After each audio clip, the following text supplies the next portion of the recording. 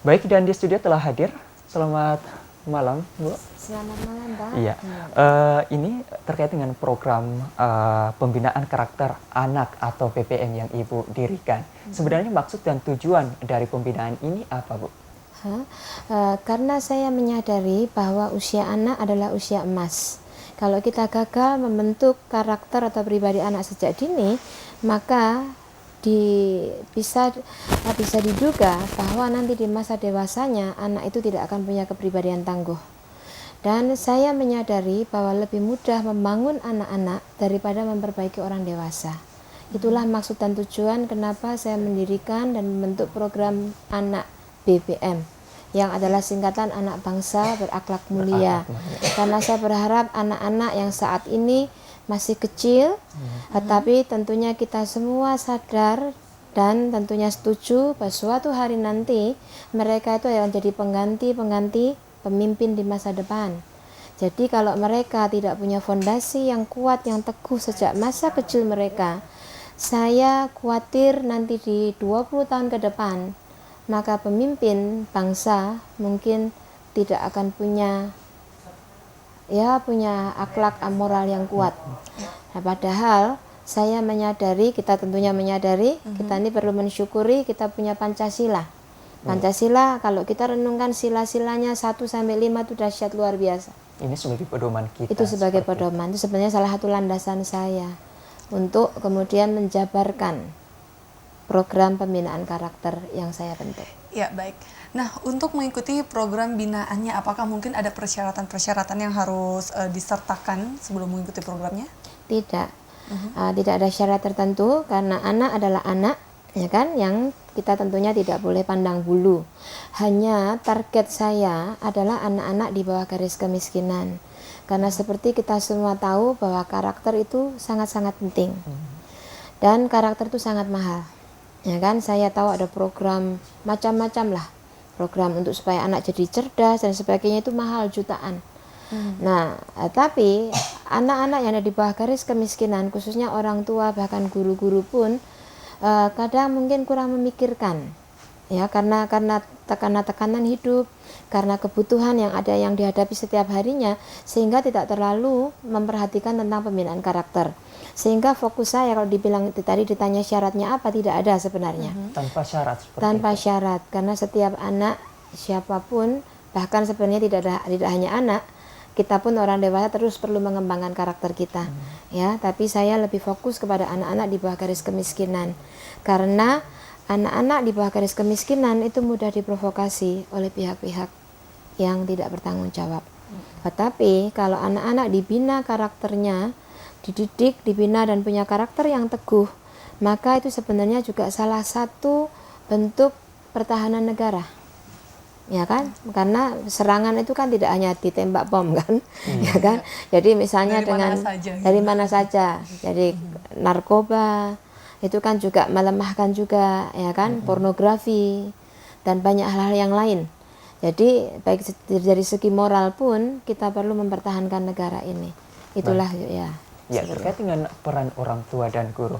Apakah juga orang tua dan guru ini turut berperan atau ambil alih dalam kegiatan BBM ini? Kami mengajak kerjasama. Jadi kami bekerja sama dengan sekolah-sekolah, di sekolah-sekolah yang melihat dan mengerti manfaatnya atau bagusnya program yang kami buat. Itu kami bekerja sama dan sekolah memberikan kepada kami waktu 1 jam setiap minggu.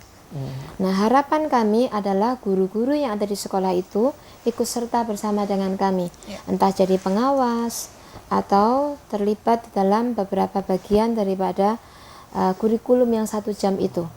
Karena dalam kurikulum 1 jam itu selain kami ajarkan tentang pelajaran kehidupan, pelajaran yang aktual, yang bermanfaat bagi kehidupan sehari-hari, kami juga ajak mereka membacakan Pancasila dan menyanyi lagu kebangsaan yang walaupun saya sadar setiap upacara sudah diucapkan, tetapi kami sampaikan dalam bentuk yang berbeda sehingga anak-anak benar-benar menyadari Pancasila itu penting dan bermanfaat. Dan melalui lagu Indonesia Raya, lagu kebangsaan, anak-anak sejak kecil mereka punya jiwa nasional yang kuat bangga terhadap Indonesia, dan guru-guru seperti pertanyaan tadi, guru-guru yang ingin terlibat, kami beri bagiannya di segmen yang mana. Dan tentang orang tua sangat penting peranannya terhadap pembinaan karakter. Seperti apa? Seperti bentuknya tentunya dalam kehidupan sehari-hari. Ini masih karena program saya masih baru 3 semester saya mulai launchingkan, mulai laksanakan. Salah satu program kami adalah kami mengunjungi orang tua. Kami ingin mengunjungi orang tua sehingga kami bisa tahu bagaimana keadaan keluarga tersebut, ya kan? Dan kemudian juga saya ada pembicaraan dengan beberapa kepala sekolah.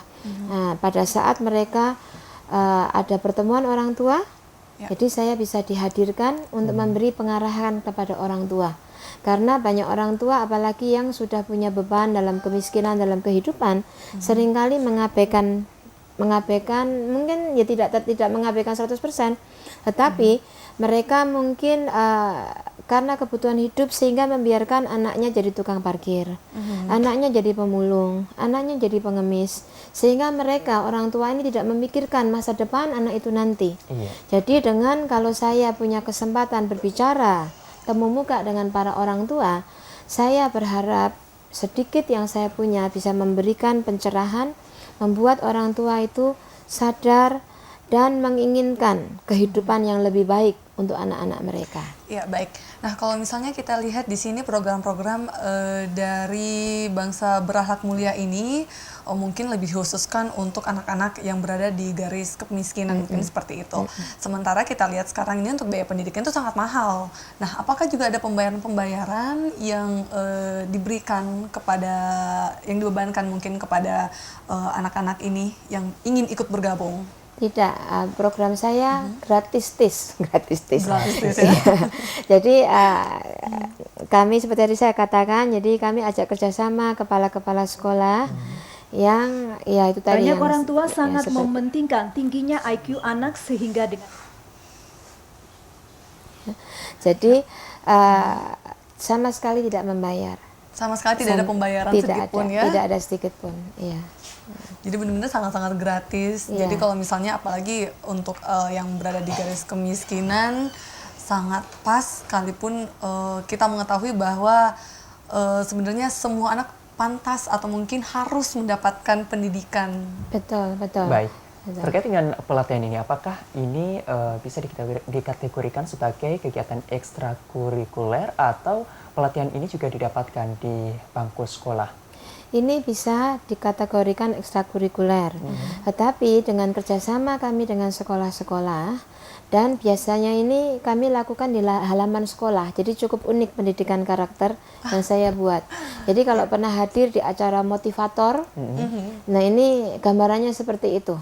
Ya kan, acara motivator tapi audiensnya anak-anak, dan karena di halaman sekolah tentunya kalau siang hari panas.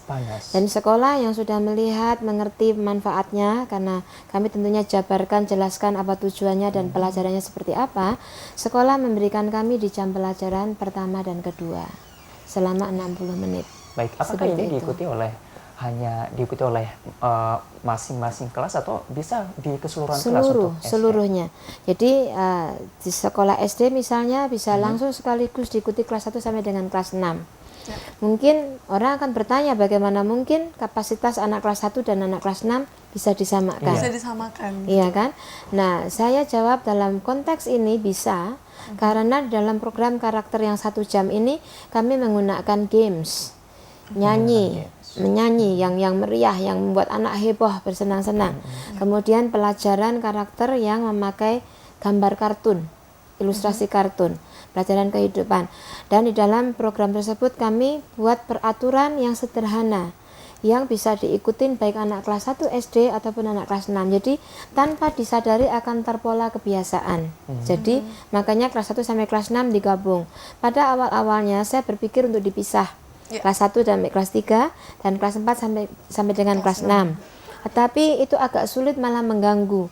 Karena anak yang di kelas melihat menyenangkan di halaman.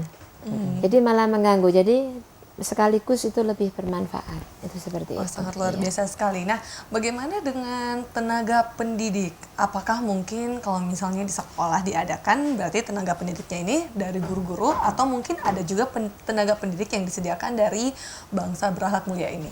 Iya, saya punya tim, saya punya instruktur, tentunya di training. Tentunya di training bagaimana melaksanakannya, dan selain itu saya walau tidak dibilang agak, mungkin sangat keras, ya kan, karena ini pembinaan karakter. Jadi tepat waktu itu saya betul-betul garis bawahin, kedisiplinan saya betul-betul garis bawahin, karena pembinaan karakter instrukturnya harus benar-benar jadi panutan bagi anak-anak. Jadi sering saya tekankan kepada para instruktur, kita ini walaupun mungkin nggak pernah masuk televisi seperti saya, ya kan, ya, tapi itu adalah public figure, karena kemana-mana melihat anak-anak akan lihat nih panutannya, ibu bapak guru. Dan siapa yang bisa menjadi training tidak harus punya ijazah guru atau sarjana, bisa mahasiswa.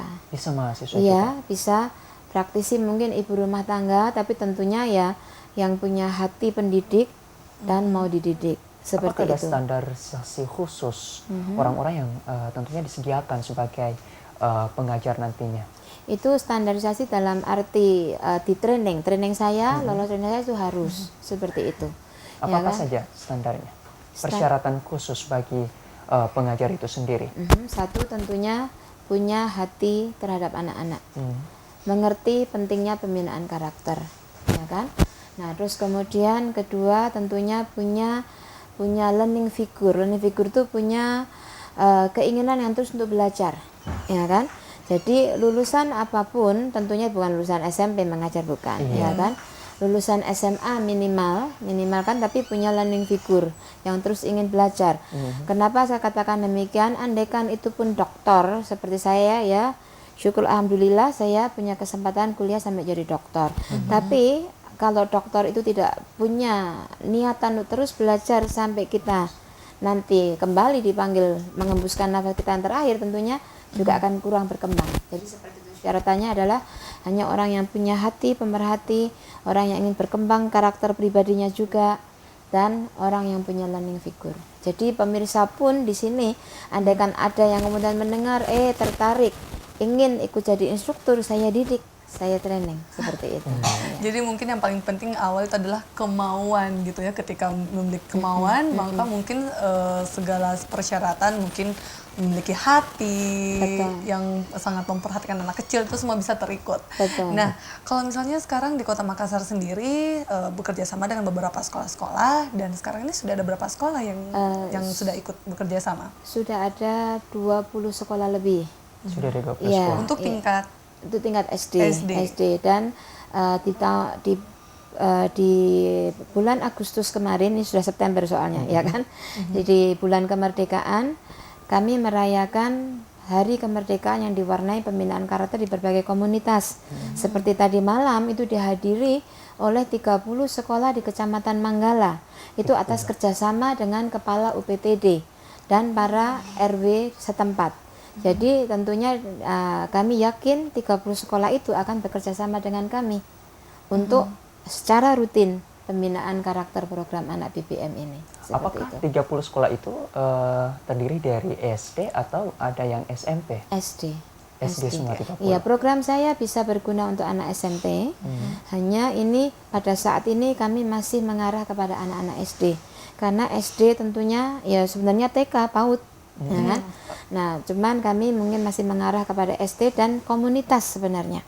Jadi kami juga menyelenggarakan program BBM untuk anak-anak pemulung. Untuk anak-anak di komunitas